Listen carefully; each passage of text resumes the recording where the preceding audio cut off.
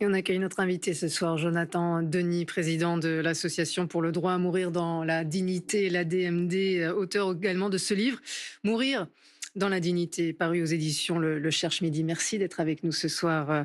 Le projet de loi, un texte qui selon vous, est humaniste et républicain. C'est un texte qui doit être humaniste et républicain. Il faut reconnaître que c'est une avancée indéniable, ce projet de loi. C'est la première fois qu'il y a un projet de loi qui soit un continuum entre des soins d'accompagnement et des soins palliatifs partout et pour tous.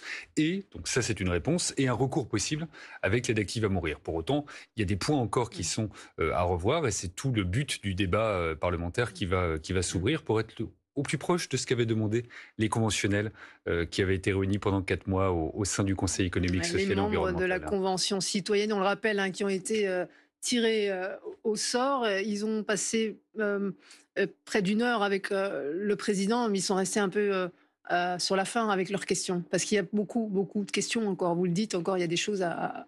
Oui, mais le temps parlementaire est venu. Le temps parlementaire s'est ouvert le 10 avril avec le dépôt de ce projet de loi. Aujourd'hui, vous avez une commission spéciale à Mm. l'Assemblée nationale qui mène des auditions, qui va pouvoir discuter et peut-être amender déjà le texte avant qu'il arrive le 27 mai devant les députés. Puis ensuite, il suivra son parcours législatif. On est parti pour un an et demi, voire 2 ans de parcours 2 ans législatif. minimum. Mais il faut que cette loi puisse répondre aux demandes qui ont été exprimées, par exemple, il y a 20 ans par Vincent Imbert, il y a 15 ans par Chantal Sébir, il y a 10 ans par Anne Bert, et même il y a quelques années par Paulette Guinchard, qui était une secrétaire Paulette d'État Guinchard-Kunstler. opposée, voilà, opposée à l'aide active à mourir, et puis qui, face à la maladie, est partie en Suisse dans le cadre d'un suicide assisté et qui a choisi de rendre public son témoignage. Il faut que cette proposition de loi puisse répondre aux accompagnements C'est qui étaient sur ce demandés. point-là, justement, que beaucoup de gens s'alertent, le fait qu'on n'entende pas les malades eux-mêmes, qu'ils n'aient pas, par exemple, droit de citer dans ce genre de commission.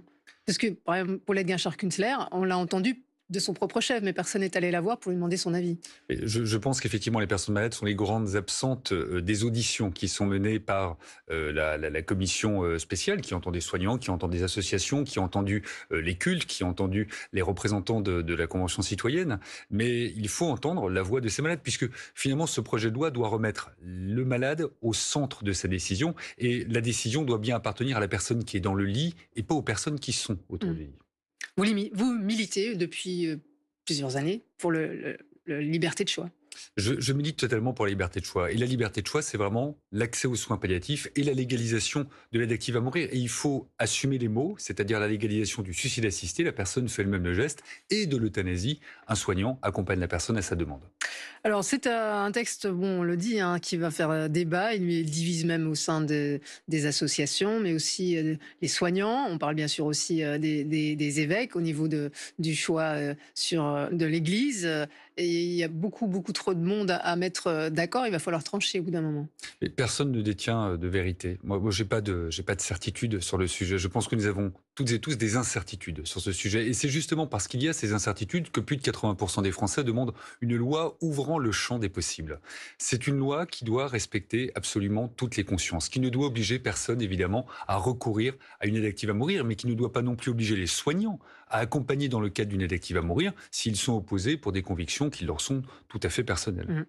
Alors la convention participative, d'ailleurs Emmanuel Macron l'a annoncé ce soir, il veut en lancer davantage, une troisième, pourquoi pas.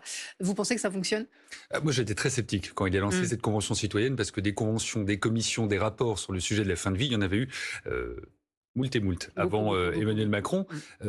Cette convention citoyenne, elle a eu le mérite de travailler énormément sur le fond.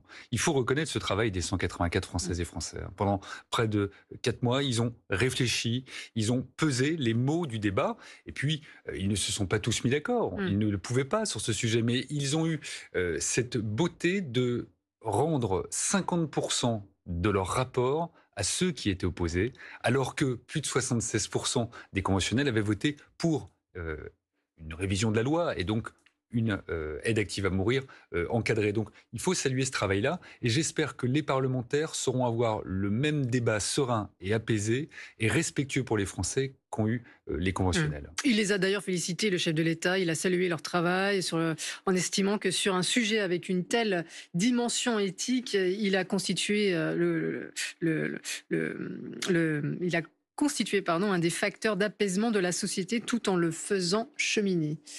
C'est ce que vous disiez juste à l'instant. Oui, c'est exactement ça. Alors si Emmanuel Macron, j'ai pas moi à me prononcer sur d'autres conventions citoyennes ou pas, mais quand on rend la parole aux citoyens, on voit qu'on arrive à avancer. Je pense que les citoyens ont une avance bien plus grande dans leur réflexion que d'autres représentants.